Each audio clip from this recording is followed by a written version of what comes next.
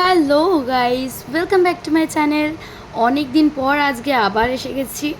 প্রথমে সাদা ভাত নিয়েছি, সাথে ডাল নিয়েছিলাম, তার সাথে রয়েছে কষা কষা বোয়াল মাছের ঝাল, আর এখানে আছে ডাঁটা পটল দিয়ে সর্ষে পোস্ত।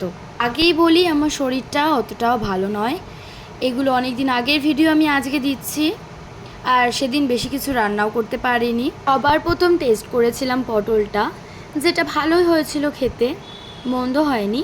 জানো তো, যবে থেকে আমি প্রেগনেন্ট ছিলাম তবে থেকে আমি প্রচুর শাকসবজি খাওয়া শিখে গেছি। আর আমার বর আমাকে ভীষণ জোর জবরদস্তি খাওয়াতো শাকসবজি, আর এখন আমার কোনো অসুবিধা হয় না। তারপর খেয়েছিলাম ডালটা। কি জানো তো, ডালের সাথে লেবু হলে জমে যেত। আর আমাদের ঘরে লেবু ছিল, কিন্তু আমার বরের পায়ে 4টে সেলাই পড়াতে আমি লেবুটা আর খেতে পারিনি। ওর সামনে খেলে ওরও ইচ্ছা হতো খাওয়ার, ওই কারণে। যাই হোক, তারপর কষা কষা বোয়াল মাছটা নিয়েছিলাম।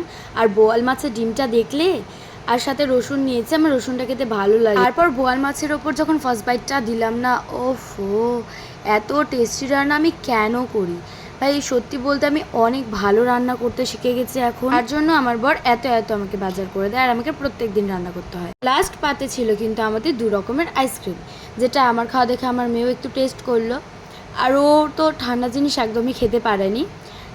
আর আমার মেয়ের কাণ্ড দেখো, আমি এখানে কর্নেটো খাচ্ছিলাম, আর আমার দেখা দেখি আমার মেয়ে ক্লিপ খাচ্ছিল। এটা দেখে আমি নিজের হাসিটা আর কন্ট্রোল করতে পারি। টাটা।